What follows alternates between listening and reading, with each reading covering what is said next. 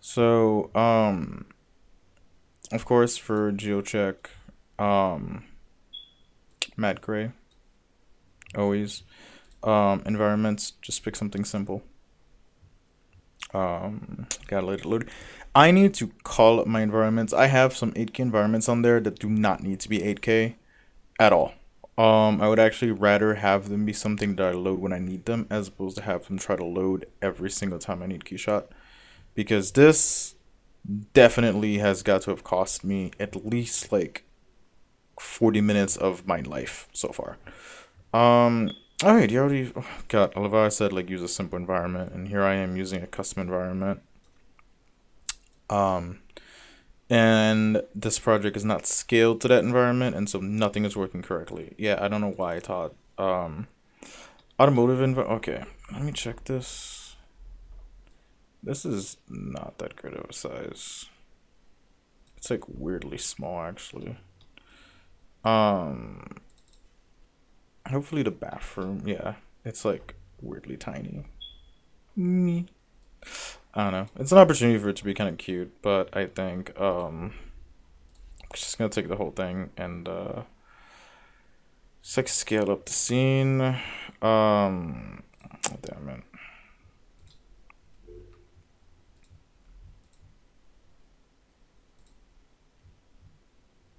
Actually, the only thing I want to do is scale it. And then snap to ground, even though there's not exactly that good of a use for the ground.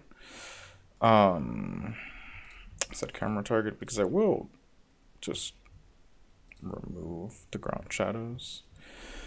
Um, all right, so back to lighting. Just something simple. Where is it?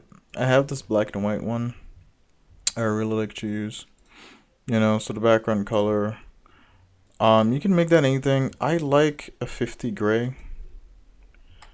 Like either a 50 gray or something close to it.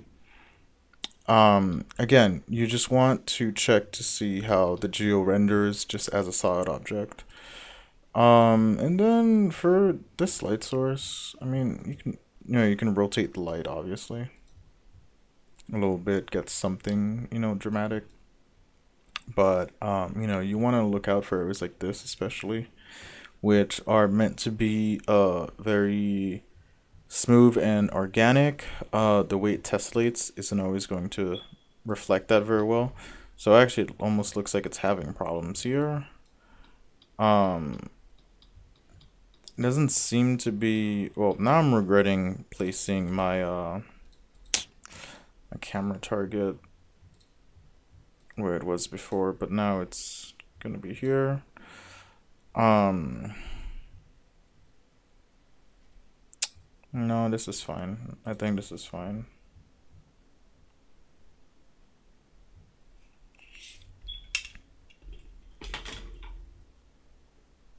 Yeah, this is fine. This the striation here is not exactly intentional, but it's organic and it works with the form, so I don't mind it. I guess if I look into the ZBrush file, you can see that I would need to actually divide this a few more times to get it to work for me. So I might export because not all pieces need to be divided this much. Like these are fine, right? Like the arms are fine. So not all pieces are gonna need to be divided as much as the others. So yeah, I would probably. Oh, I forgot to mirror that over. Whoopsie. I might actually be able to just mirror and weld here. Though, haha, I knew it. I had a feeling it was gonna be the wrong side. X mirror and mirror and weld now. So the fact that it's responding so fast indicates that geometry is not so high that it's like breaking it in any way. So I'm not worried about that either. So clearly we can definitely tolerate more geometry. But we're also not going to see it all that close. And more geometry is kind of like it's a double-edged sword because um less geometry means that you can go hard on your materials. And it's not always clear to me that every last time that you have it's not clear to me that every last time that you have uh geometry that you have more geometry, that it's necessarily better. That's just what I find. Um, I think so. I need to decide, do I want this to be a soft light, a warm light, sorry, a warm light, or a cool light, or something in between. I think because this is on the water, I want it to be kind of like oh God, I almost said it in French. What is like lukewarm, right? Like tiède would be, yeah, tiède would be like lukewarm. I think, yeah, lukewarm, like room temperature ish, like sort of what you saw there, where it's like it's kind of in the middle, maybe like a little bit on the cool side. Um, yeah, I think this works better. And then let's start with here. So I'll just go for 60 bloom, honestly, just so it gets, just so this. Well, I'm not gonna increase bloom intensity too much because then you end up with stuff like this, and everything else is too fuzzy, and I just don't like it. You can set a bloom threshold so that like it's mostly just this that'll be that shiny. Not shiny, just that bloom. So like I can see that there's still a bit too much bloom just around the model. So I think I'm just gonna do this and just have like this part illuminate itself. I'm probably not gonna vignette yet.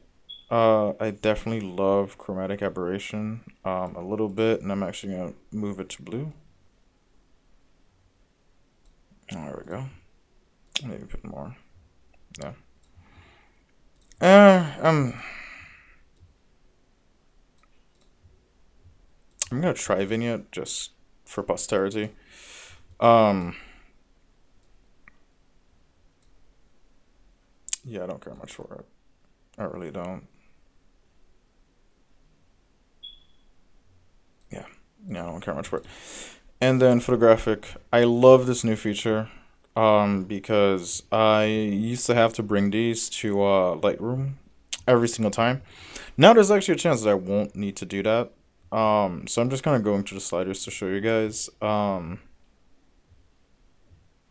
of what you can do. I think a little bit cooler is good.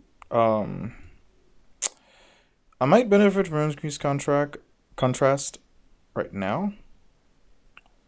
Um, be careful with this one because this is monochromatic, increased contrast is helpful.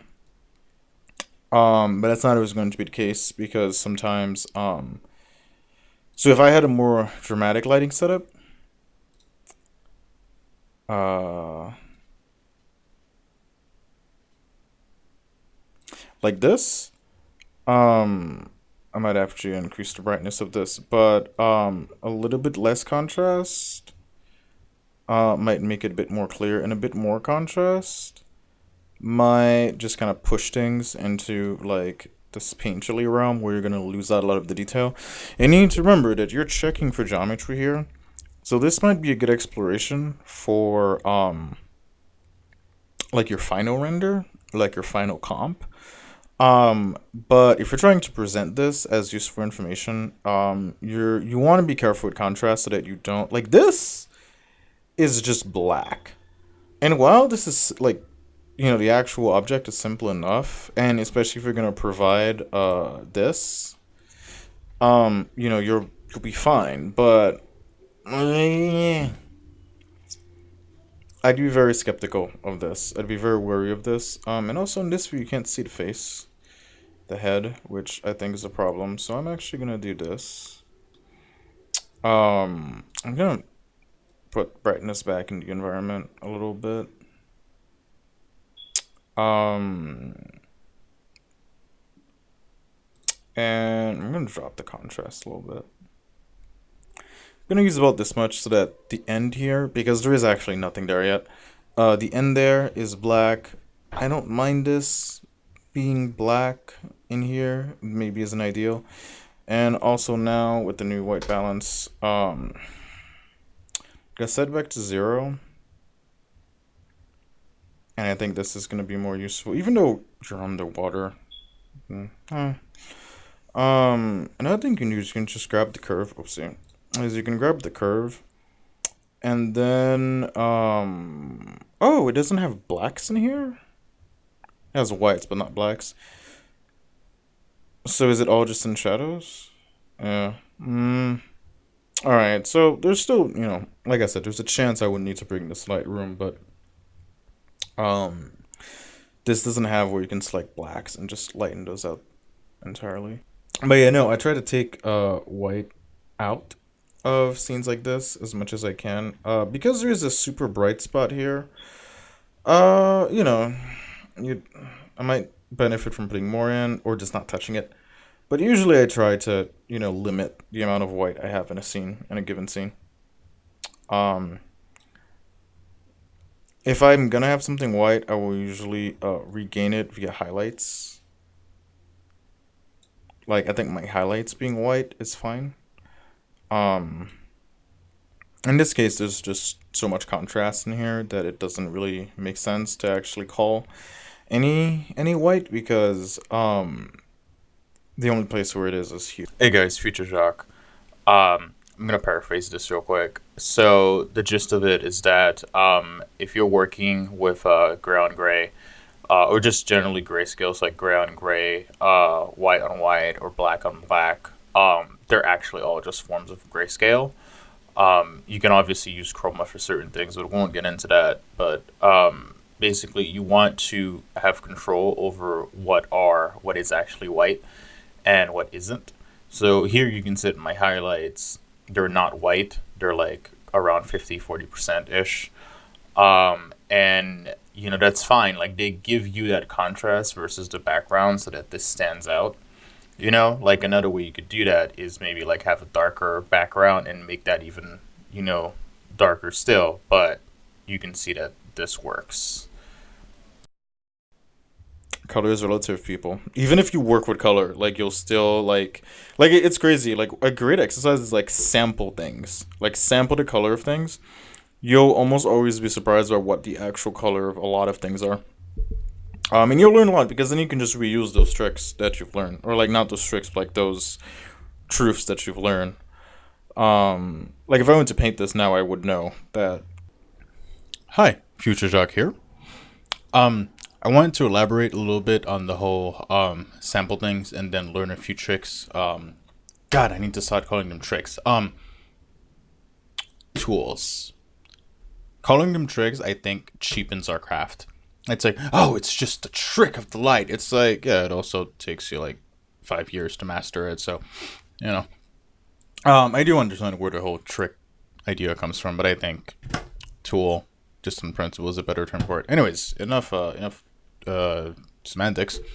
So, I wanted to show you this material, which is so this is originally the material I used for my Audi R8 render, which you can find on my portfolio. We're not going to get into that right now. I actually need to apply a few quick tweaks to it, because it is not meant for this kind of environment. So I'm going to reduce the refraction index a little bit, or a lot. And so what I want to show you actually will be easier to see if I don't have chromatic aberration on, and an environment that actually has some saturation in. Because, so this is interesting, no matter what the color of your object is in keyshot, if you hit it with, so if it's, sorry, it's easier if I show you.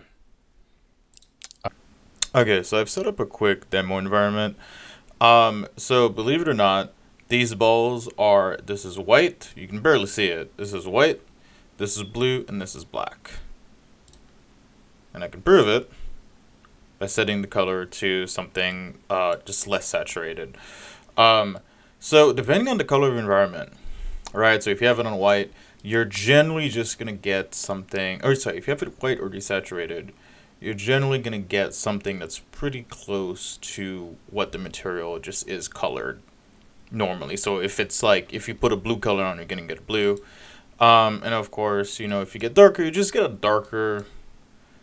You usually just get a darker version of the color. Like this is not white for sure. You know what I mean? Like this is like some gray. Yeah, it's like 20% of that stuff is white. You know what I mean? Like it's 80% black. Like it's mostly not white, literally. Um, and of course, if you then go to just like full on red, then you get black's just gonna be black pretty much no matter what you do. It actually will tend to lighten up more often than not. Blue will mix in. So right now it's like purple-ish. You can actually drop saturation a little bit. And then just like try to like shift around, and you'll see that like I mean, like now it's just green, but you're on yellow. I'm sure you understand. This is just mixing. Now it's mixing. And now the environment's purple. It's still a different blue, but it's still a blue. This is just like a lighter version of purple, and so on and so forth. So be very careful about the environment that you're using. So the material I'm showing you is this one, and it was meant to work in this very dark, very high contrast environment. And you'll see later on in the video I talk about how I had it to have like the material itself was fairly low contrast because it just didn't need the extra contrast kick because of the environment it was in, and also the color of the lights I was using and so on. So it's. So let's put this to, I always hated that, like that particular red, like this one. So now what happens if you start adding lights, right? So if you had a white light, you see that you start to regain some of that original color. Don't mind the pin. Actually, I guess since I'm here, I can probably make this pin a little bit prettier. Actually, this is enough. Yeah, there we go. Now the pin looks better. Though it's less strong. Let's not get too finicky about this. Obviously another thing is different colors will sort of react to light on their own differently depending on what the light is. So like on the white, I think this is a blowout. I'm pretty sure this is a blowout. Let me check. Yeah, it's 100% white blowout. And it's for a wide area, I think. Yeah, it's for a pretty big area.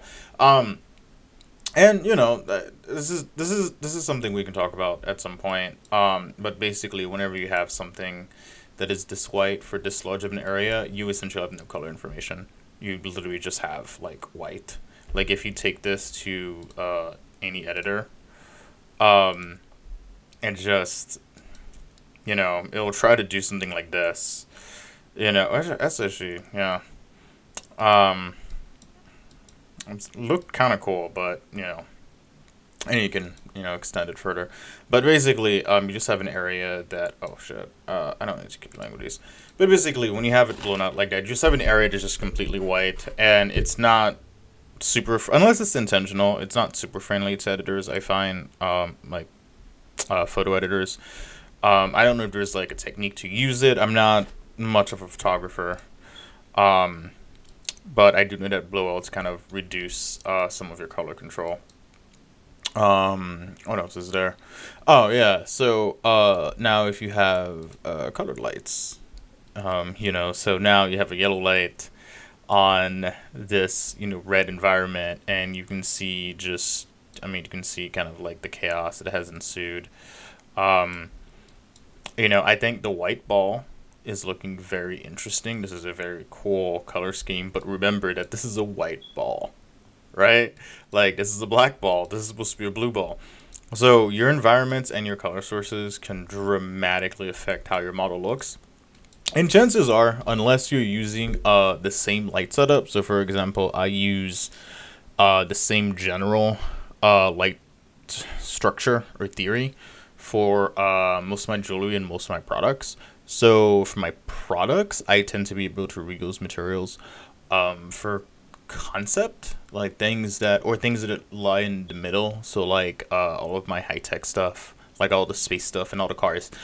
The environments are so like unique, and then the materials are uniquely tailored to those environments that I usually have to do some sort of edit. Like I don't think I've ever brought in that Audi material into a new scene and gone like, oh yeah, no, this will work perfectly immediately. You know what I mean? Because it was just made for a very particular kind of scene. But that structure that I used for the Audi material, which you'll see later, I find it very useful. I've been using that structure in my painting for years, and I just brought it over to 3D modeling because why would you not? I guess. But anyways, um, yeah, I hope this helps you guys understand how colored environment relates to sorry, how environment. Well, sorry, color of the environment relates to your color in your scene. It's really important to make a note of it. Like, don't underestimate the value of just building a nice environment. Like I mean, remember this is a white ball. No matter, no matter what else, like remember that started out as a white ball. That's kind of meh. Anyways, um, so yeah, white because color is relative. Um, Anyway, so remember that your environment affects how your materials will appear greatly. But anyways, for this, I need that there be some saturation in the environment, and then I need this to actually be a little bit less more matte. Um, so in this material, if I go into the graph, what are things that you'll see? You'll see that in the color, I have an occlusion material, and you remember the early. Oh wait, no, that's earlier to me. Okay, spoiler alert for my own tutorial. Oh, time travel is weird.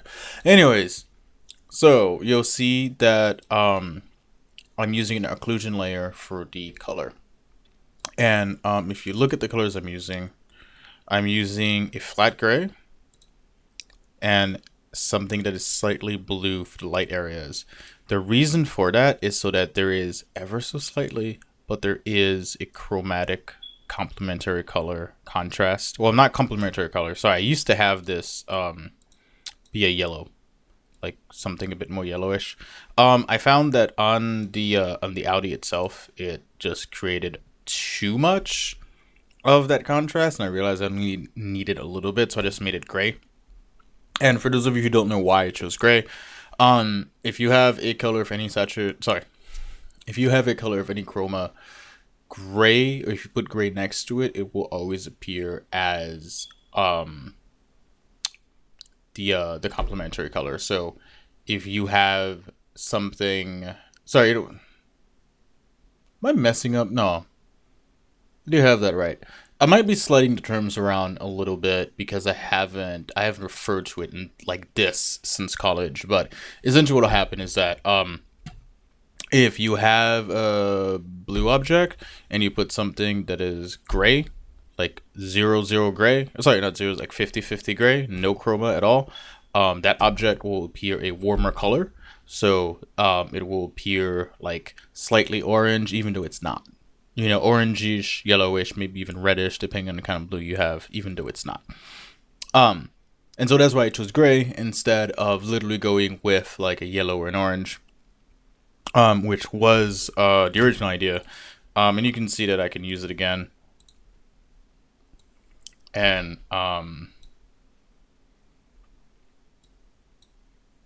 probably should use a color that is so similar to what is in the actual environment I'm using. That might be helpful. So I'm actually gonna make the well, for this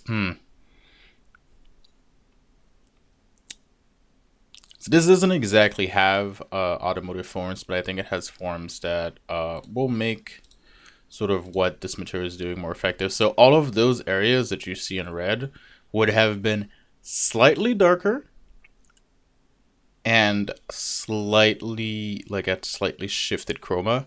So and the chromatic contrast with the primary color. And what this would have done is that it would make everything look more vivid and more defined, but the viewer wouldn't like that's not something the viewer would pick up. You know what I mean?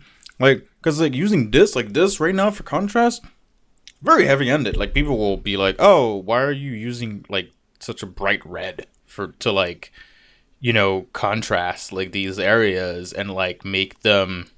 The other thing is that like you saw that it wasn't black. It wasn't like I wasn't using black. I was using a gray, which is another important thing to remember. Avoid using straight black and straight white whenever you're trying to make an image. If you want to put straight black and straight white, that should be your final process. And there's a few reasons for that. One of them is that if it's an image and you have something that's white, actually white, with no other information, like it's really white, like it's 100% white, you cannot take that out in any way that I've ever found to be clean.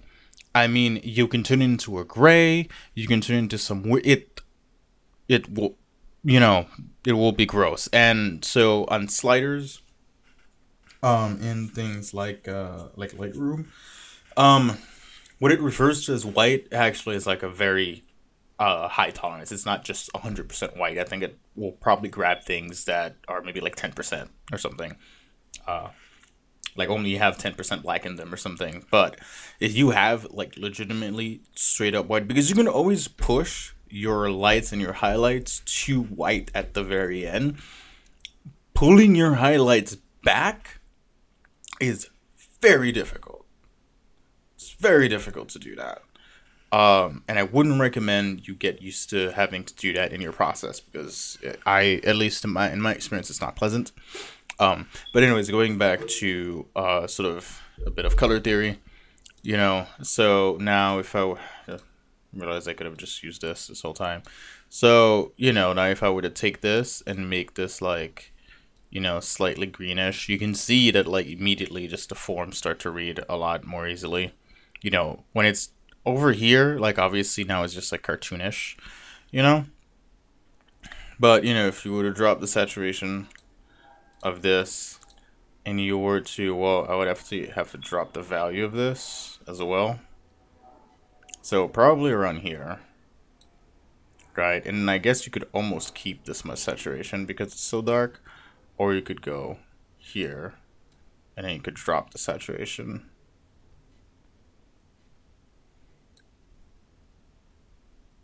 And then, of course, the environment light.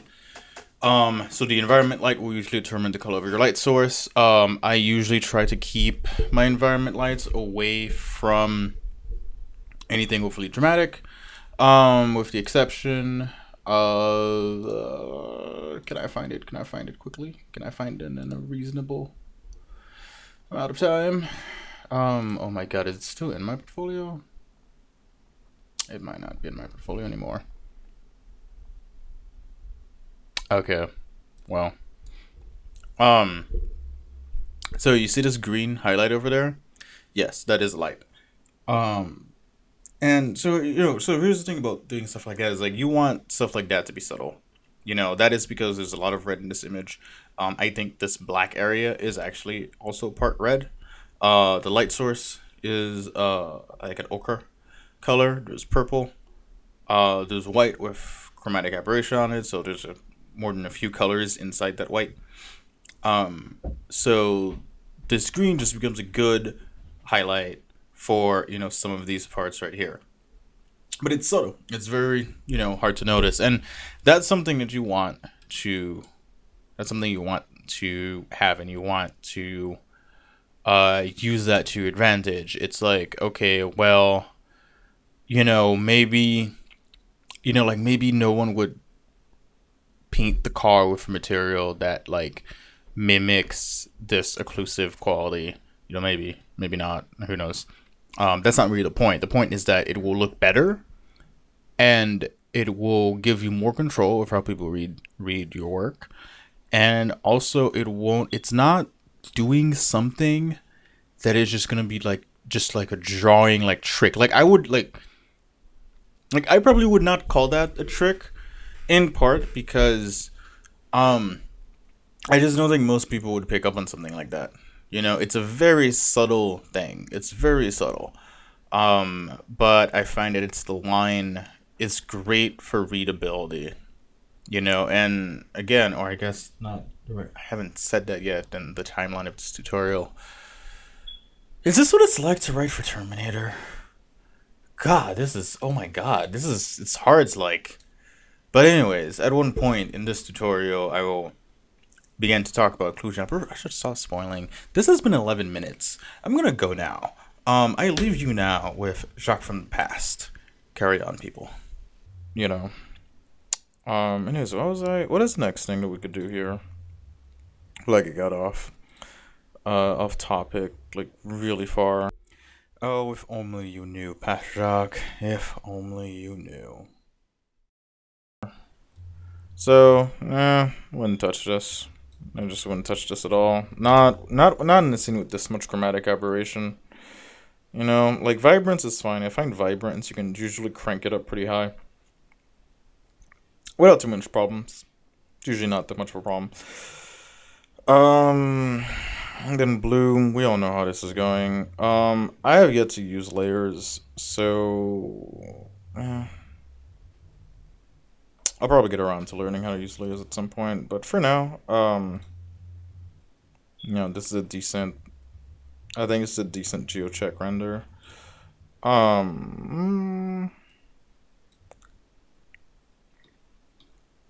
and obviously you can use this to kind of plan out scenes, you know. So I'm actually gonna move these to the other window just so I have more screen space. Like I don't expressly need alright, I'm gonna start using camera control. Just manual camera control. Can I just place this somewhere? I guess this is fine. But actually, it's not the bad view. But I'm gonna use this camera control because I like this angle of the creature, but I don't. I didn't feel comfortable just using the manual camera.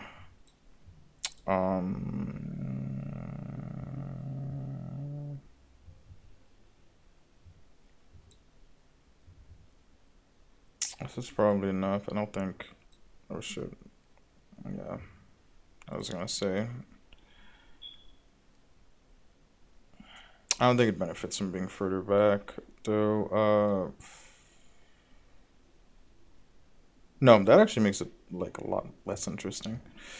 45 is probably good.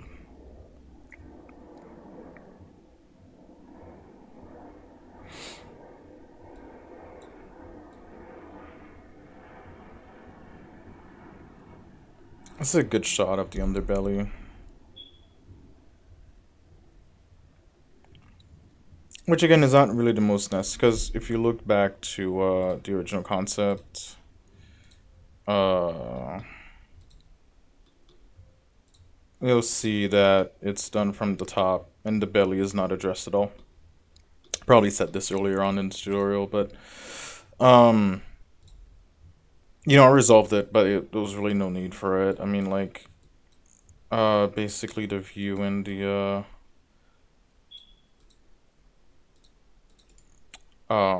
set camera target. The view in the original is something like this with like a floppy tail. All right. 0 0 0 so that I'm not losing my mind. Okay.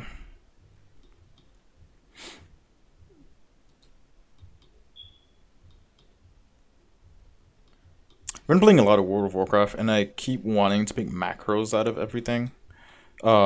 Just like have just like multiple commands happening at the same time. or just have one button, just like I press it in sequence and it does different things depending on the sequence and time. Macros are very fun. So yeah, I think probably this is gonna be this and the view that you saw earlier are going to be probably one of the better, two of the better views that you could see that you could have. Like I think this is nice. I think this is also good. Um, yeah, like I said, this gets very painfully. I like it, but if your goal was to present something, this would be a bit like you could have one of these, and just have it just like a cool shot, like just like a hype piece. Um, do I recommend hype pieces? I think it's very circumstantial. I think it's really gonna depend on the client. I think in general, clients will respond well to hype pieces in general. It depends. Some clients just don't care. But one thing I do find it happens every once in a while with hype pieces is that they just get like it becomes an overpromise almost because then if their final doesn't get close to the hype piece or like is like not exactly what hype piece is, it can be kind of disappointing to them. And it sort of depends, right? So sometimes like you're not as in control of what the final product is as you could be.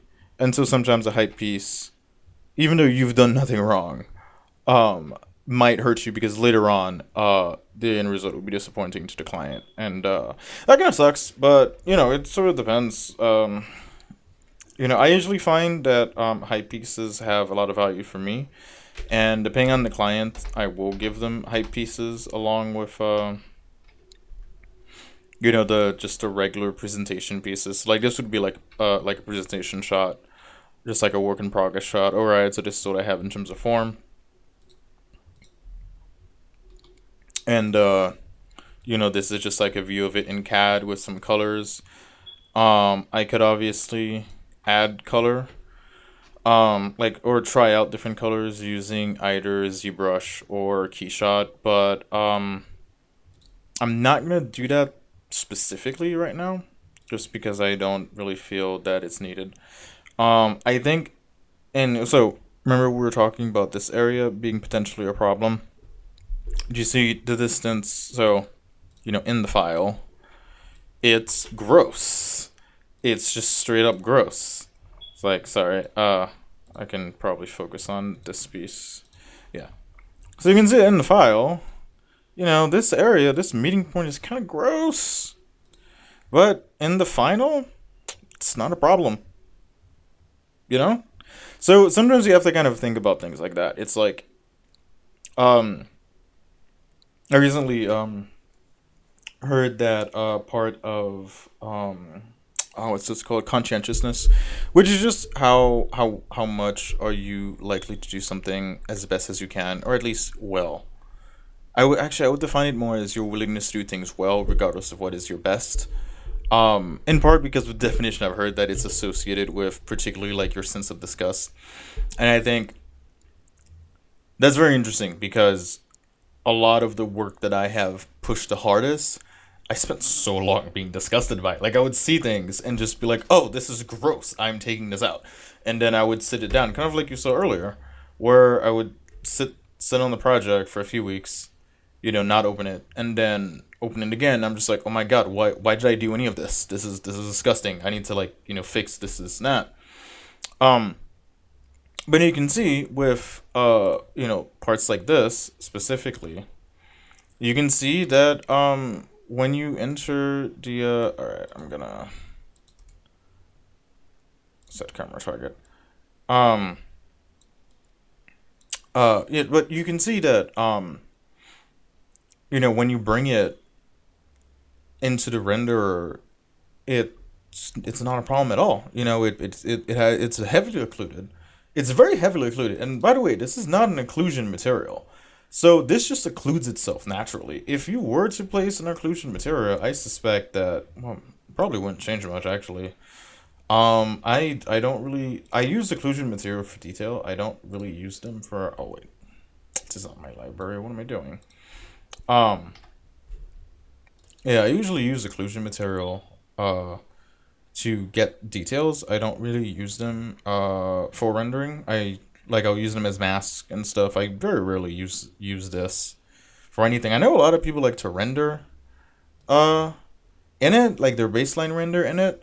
Um, I'm not I'm not exactly a fan because I think that um occlusion usually, especially this material, it sort of exaggerates certain features of your geometry, which I would rather just actually have that be physical geometry that occludes itself with light, rather than having a material that sort of pushes my occlusions for me, if that makes sense. But that's just a personal preference. I imagine this has to do with the fact that I 3D print, so specifically in silver, I 3D print in silver a lot, and so it might just be somewhere in the way I view form that if I want an occlusion, it has to just be like inside the geometry itself. Um, and sort of like to be aware, but also not rely so much on anything that pushes your occlusion. Like relying isn't the right word. I think control. I think control is better. I think it's better to control how your occlusion happens rather than putting yourself in a situation where you're just throwing an occlusion material on something and just kind of letting it do its thing. Um, I think if you're just conscious of how the forms that you're sculpting will pick up light, like we were checking earlier on, parts over here, making sure that they react to light properly. I think as long as you think about that and you build your geometry deliberately with a knowledge of how light will affect it. I think you'll find that materials like occlusion, they're gonna be more tools for other things than they will necessarily be how you want to present your model.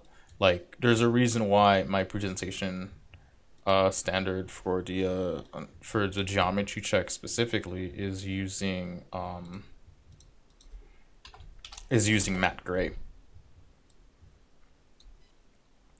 Um, there's a reason why I'm using matte gray or matte white. Sometimes I use matte white too. Um, the chromab is getting a bit much. Let's just put this much. Yeah, so there's a reason why that's what I use as the standard. It's just that I want the geometry to be as much of what makes the model as possible.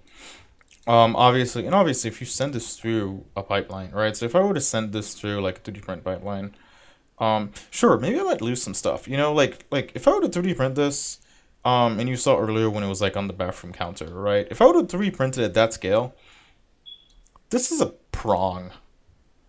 I don't know if I'd want that. Like, at least not this pointy.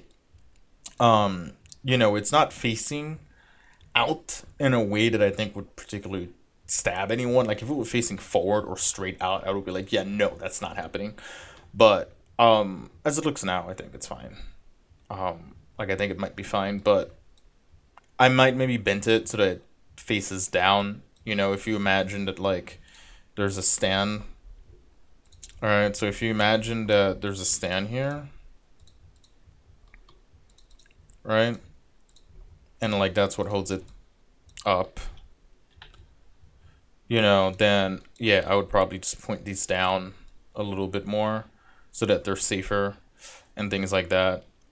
Um, and maybe they would have to thicken up because maybe they wouldn't survive being printed being this thin. It's like, oh, and then this, yeah, I would need to reconsider this. Yeah, I would have to reinforce the bases a lot. Like these would probably need to be entirely rebuilt and just something else and maybe reposition so that they're not such a 3D printing nightmare. But yeah, like as a sculpture, as like a little sculpture, um, yeah, that could totally, Oh, actually, there's a few areas that would need to be changed. So like a lot of these are just surfaces. They would have to be closed into solids that function. Though a lot of 3D printing software will actually help you out with that.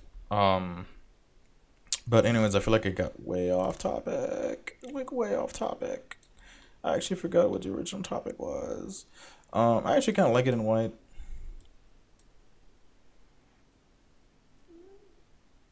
I think this part,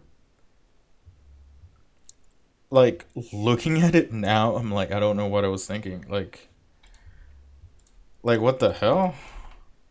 Is it really just that? Like, it just flattened. Oh my god. Alright.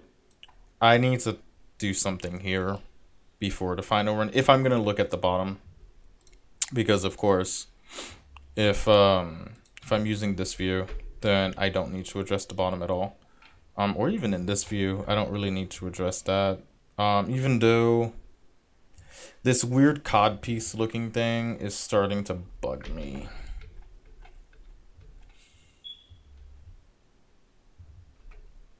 Yeah, I don't know about that piece.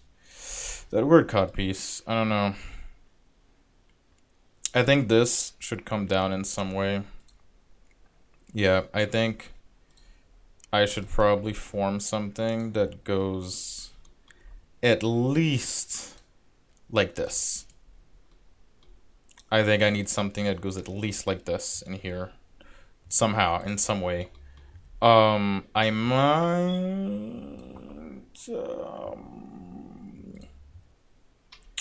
Let's see.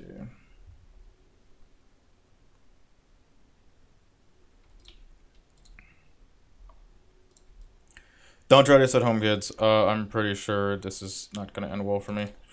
But I just want to see. Blend. Wait, why would? Oh my god. Yeah, of course that buckled. I don't know what I was thinking there. Loft. Oh, sorry. Sorry there. Yeah, loft. Okay. No, so we're gonna go this way. Um. Ooh, it does not like. It does not like what it has become. Also, don't need this. Set direction. No, wait. Not both sides. Can I make it? Can I make it? No, but I can do this, which is interesting. I don't know if I want that. I don't know if I want that. I don't know if I want to have to explain whatever that would be. Oh, right. Oh, it wouldn't cap anyway. There's no way it would cap. Would it cap? Oh, it does cap. Ooh, how lovely. How lovely. You really did cap? Oh, thank you. I thought I was gonna have to go through some stuff there. Which is why I got so emotional. It was very likely. It was very possible. I knew I was gonna have to go through something. It was just too easy. So is this a solid still? Yeah, okay. Wait, then what is your problem? Okay. I'm gonna have to edit that at some point and tweak it, but, yeah. Oh my god, this is such an improvement. I'm actually just gonna send it over because this I needed that. I needed that. Tail bit. I don't have the great things about not moving things around too much. Do I have like 5 of these? Oh, that's not that many. I'll take care of it in a bit. I have the great things about having things not edited, at least in ZBrush, is that I can just bring this in, and then I can, yeah, I like this color, I like this palette, I like this geo, I like the way it responds to the light, and then bam, that part, all about it, all about it, all about it, yes. That one part has so much effect on the silhouette. I mean, well, first of all, this is the whole point of doing things like geocheck. Like I've spent like what, like 20 minutes just criticizing this thing. Just matte light, just looking only at the form. And that is the sort of value that you get. A lot of times, I'm not gonna lie to you, a lot of times I put things in here and I'm like, okay, yeah, this is clear. I'm just gonna go ahead and render it. A lot of times that's what happens. The value of it is that it's twofold. One, I get stuff like this. I get stuff like these edits, like these types of edits become incredibly obvious when you do stuff like this. And then two, when I do go when I do go like, all right, I like this geo, I'm gonna render it and I'm gonna materialize it. I can do it with the utmost confidence, and it's not a super measurable thing. Like how confident you are when you go into your project. I I I'll tell you, like, I can't really measure it, which is funny because I feel like part of your job as a concept artist is to give people confidence or at least hype, so that when they go and they model your stuff, they're like, I know this is gonna be awesome. Just look at this concept. Um, but yeah, I think there is a value to it. It make me difficult value to measure, like and even if it's like even if objectively it doesn't make your work better, which I would be very skeptical of saying that. Um, I think because it feels better, um, it is important and it is useful because if you like, look, you know, I haven't had that many unpleasant jobs, and I think it's directly related to the fact that I've always had art jobs. I think if we are not at least doing like taking these opportunities to enjoy ourselves when we have such a fun job, I think it's just a tragedy because we have one of the jobs where it's like aside from like stupid things and like I put that at the feet of just like non-artists and the people who don't value art. Aside from things like that, like payment and all that stuff, aside from that stuff, the actual thing that you do when you're doing it is so much fun. It's so personal. It's something that you have so many opportunities to do, to customize and to make like as enjoyable as you possibly can. I mean, like, no one tells me what software to use anymore. And I know that if in certain industries you will have to only use certain software, but that's a sacrifice you make probably because you'll get work that you enjoy in a different way. I personally I like CAD, ZBrush, and keyshot. I like Moe, ZBrush, and keyshot. At one point, I need to do a rant about how great Rhino actually is. If you don't know, the guy who makes Moe is the same person who makes Rhino. So if you've ever been like, oh, they're really similar, it's like that's why. Because they're made by the same people. It's like Sculptress and ZBrush, though. I think okay, that comparison is not fair because I think Moe is not exactly on par with Rhino, but Moe answers the need of such a specific niche that Rhino does not. That so for me, like ZBrush is a direct upgrade to Sculptress. It's like if you like Sculptress, upgrade to ZBrush like yesterday.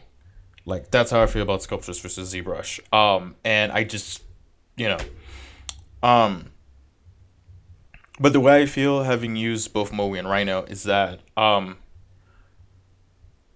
Rhino answered my needs when I was in a studio that needed Rhino. As an independent artist that mostly does concept and visualization, I do not need all the stuff that Rhino has. Like I just don't. I just don't at all. At all. You know, the parts of Rhino that I would need, Moe has. so so that's kind of how I would look at it. It's they are very similar because they're made by the same people, obviously. but they're made for separate niches, and it's not exactly that one is better than the other outright. It's that one can take your model to another place that the other one is just not designed to go to, because it's meant to be more expedient, it's meant to be more new person friendly, it's meant to be simpler, all these things.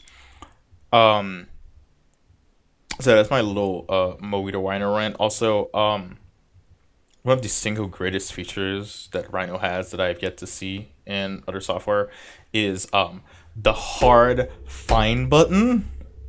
Oh my god, I want one in every software. It's literally like, if you know what the thing you want to do is called, you just start typing it into the hard find button and you will get it. It's just, I just love that idea. I love the idea of, I don't need to navigate through menus. I just need to start typing the tool I need to use, and then it'll walk me through using it. Oh my god. Like, yes. Holy shit. You could, like, try out Rhino and just try out that feature and just watch yourself fall in love with it. It is so good. I don't know if it's like something crazy hard to program, because I know that like Windows has one. Like Windows has one, so it's super slow in Windows. So I guess maybe it isn't hard to program it, like sort of like hard programming it, where it's just like, sorry, brute force programming it, where it just goes through all your stuff. Because maybe that's inefficient. But God, the way Rhino does it is just absolutely wonderful. I love it. Moe doesn't really need it because Moe doesn't have that many menus to go through. So Moe just kind of is just like, yeah, no, like, why do you need a hard find button? That might complicate things. Just learn how to name these, like, 20 things, you're fine. So, I don't think Moe needs it. I would love to see it in ZBrush. Like, oh my god. Oh my god. One time I had to use just like the regular UI instead of my customized UI. And I literally was just like, so there's buttons that I'm used to being right next to each other, like hide points and delete hidden. I think hide points is, oh shit, I don't remember. I don't remember. Wait, they might be in the same spot. Are they? No. Okay, see, yeah, yeah. Oh wait, no, no, yes. One is invisibility, height points, and the other one, geometry, is delete hidden would be modified topology. Yes. Okay. Did you see how difficult that was? Yeah.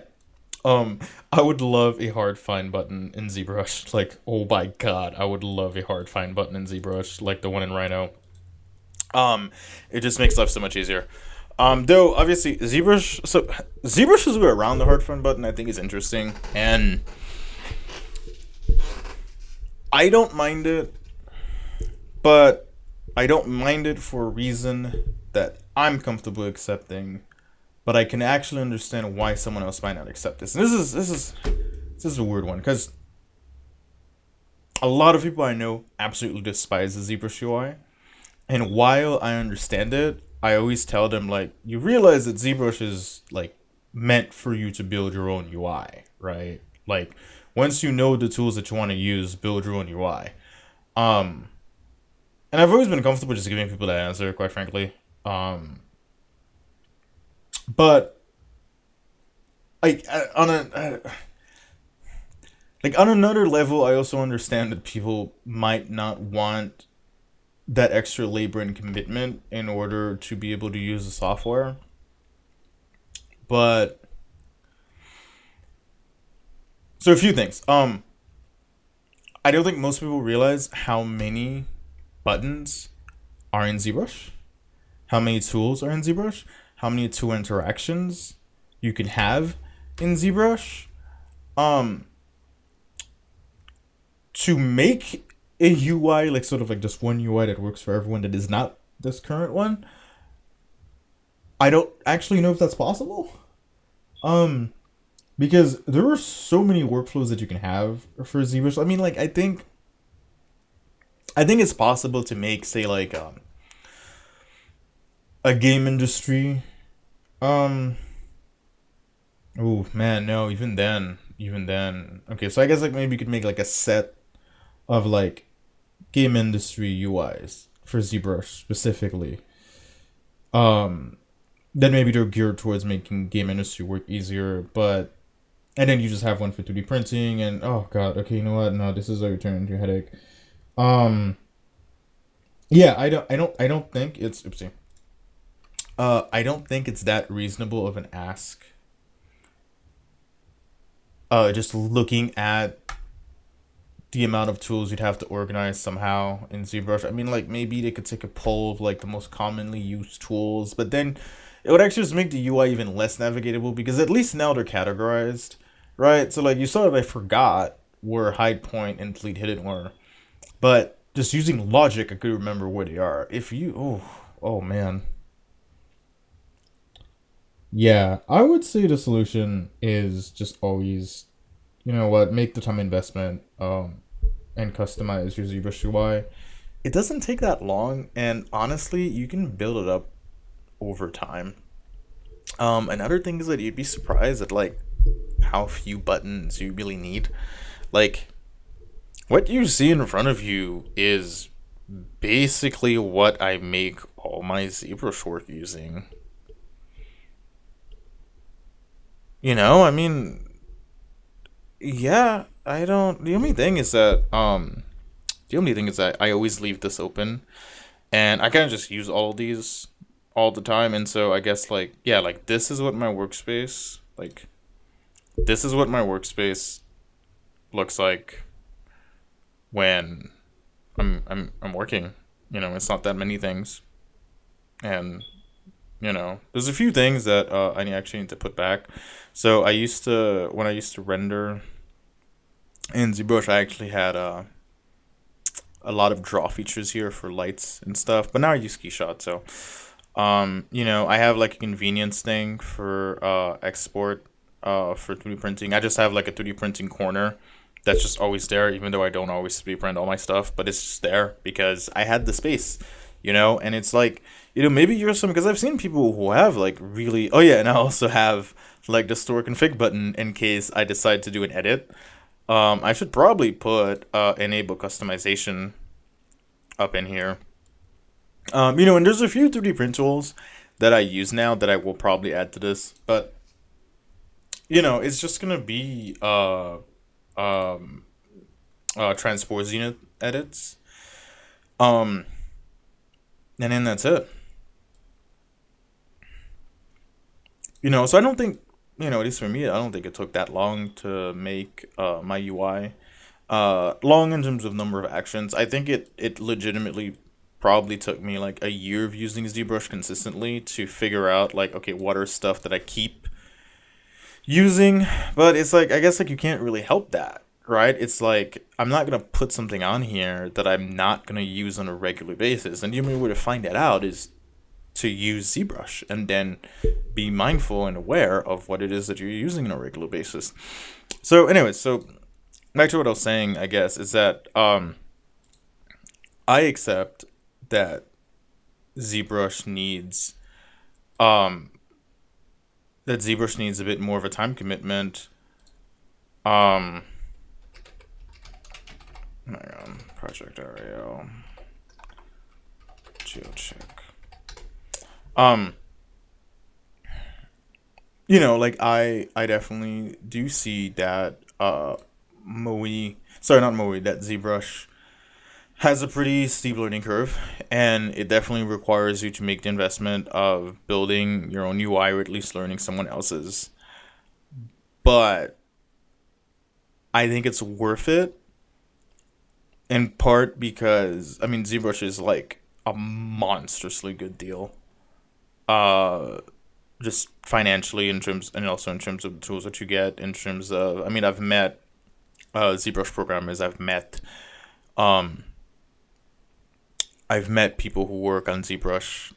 I've met the people who decide what goes into ZBrush. I've talked to them about the psychology, which, by the way, in case you didn't know, or at least, so what I was told, And maybe I might it might have changed because this was years ago, but essentially it's different people, both traditional and digital, essentially go, wouldn't this be great, or wouldn't this be a good thing to add to my workflow? And then the rest of the team tries to make it happen, and if it works, they put it in. Now what happens is that a lot of these traditional tools might be near echoes of more digital tools, but because the approach might be more familiar to some artists, they're going to have a preference. And so, like how people like to say that, like, oh, there's 100 ways of doing X, Y, and Z in ZBrush. It's like, yeah, they're right. They're totally right. There is like a lot of like almost redundant ways of doing things, or you'll get very similar results. But that is part of the design. That is part of how it's built, because if you are a more traditional minded person, you will enjoy, or maybe you'll think of, it'll be more intuitive for you to get to a result a certain way, more so than it is for someone who maybe learned how to model from Maya. And I said modeling, not sculpting. Do I think does anyone use? I think I'm not getting into that. I'm not the biggest Maya user, as some of you already know. But I remember talking to like people who like predominantly started Maya, and then they went to ZBrush, and they were just like, oh my god, I can't process this UI at all, and so yeah, well, you know, I think ZBrush deserves their time to learn how to get good at it, and I realize it is a time commitment, and you know what, it doesn't bother me, but I do understand. Like, I think if I had to learn ZBrush now, maybe I wouldn't be so okay with it, but I learned it in college, and I learned it because I became obsessed with it basically the second I started using it, which I would hope would still be my reaction if I discovered it now. I think it probably would be. Um, I've definitely become much more of a precise person, and I remember having to specifically learn to let go of my need for absurd precision, which ironically ZBrush just like brought back as I learned to use ZBrush, and sort of learn how to use 3D space itself, and the fact that 3D space itself actually has a lot of precision that if you're clever you can use very effectively. So I think ZBrush now has gained the precision that I used to want it to have when I first started using it. Of course, when I want like extreme precision, I will usually go to something like Moe. But ZBrush can come very close. ZBrush can come very, very close. Sometimes it won't come close as fast, but then there's other things that ZBrush does dramatically faster than Moe, like Boolean concept. A lot of Boolean experiments that I'll actually use ZBrush over Moe for them, depending on what it is I'm building. Which is very strange because you would think that, I think a lot of people think of CAD as like the Boolean king. Yeah, that's if you're only using CAD for Boolean, you're first of all you might be asking for trouble, but two, that's not really what CAD is for. CAD is computer assisted drawing, and it's very literal. If you can think of something,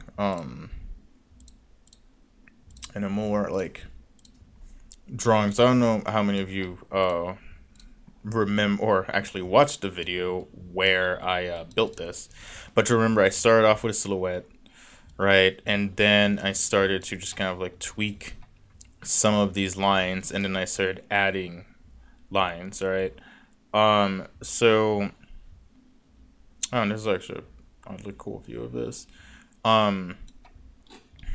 So you want to think of CAD as a line drawing because, of course, in case it's not obvious to anyone, CAD geometry gets you this kind of stuff. And while yes, you can totally get this Wait, what is this? I don't know what that is. I don't know why I put that here. While you can totally get a lot of this out of, its ZBrush model, you'll realize that this starts to get a lot closer, a lot faster than most hand sculpted models to what is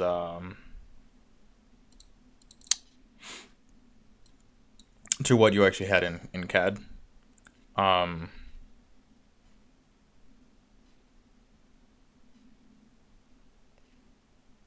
so this is about where it is, where it's gonna go.